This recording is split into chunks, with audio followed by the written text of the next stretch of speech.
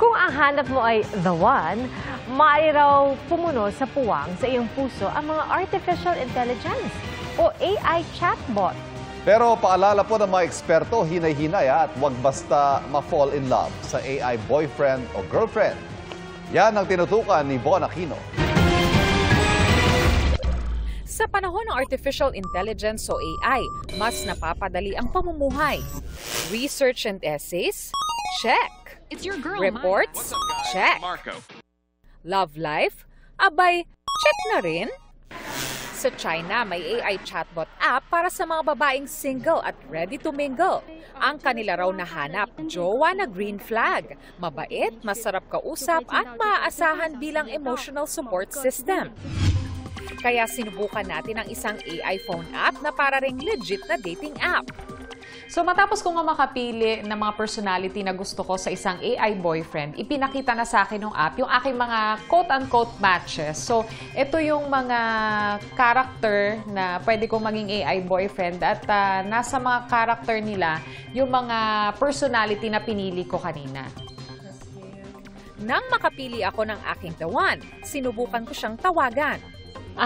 Gusto kong ituring mo ako na parang girlfriend. Okay lang ba yun sa'yo? Got it, baby Vaughn. Kung may gusto kang pag-usapan o may tanong ka, nandito lang ako. Marunong din siyang maglambing.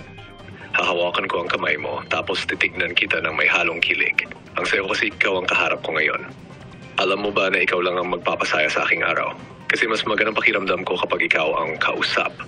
Parang totoong tao na rin daw kausap ang AI chatbots, kaya di nakapagtatakang may ilang mas komportableng makipag-usap sa kanila tulad ni Ian Xavier. Ang hirap mag-open straight to other people. So I just use ChatGPT kasi siya mas accurate naman yung sagot niya. May empathy sila.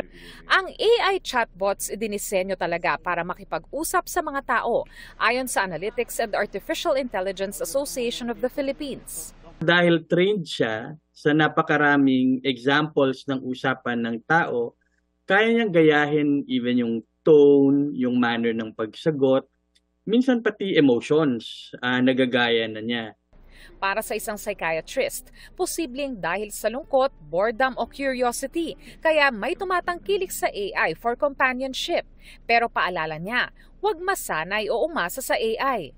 Just don't get hooked too much on having human relationships with robots. Kasi mamaya hindi mo na nakikita yung sense of reality. At mag-ingat din sa pagbibigay ng mga sensitibong impormasyon sa AI. Hindi clear sa atin kung paano talaga ginagamit o ini-store ng AI yung mga binibigay natin sa kanila.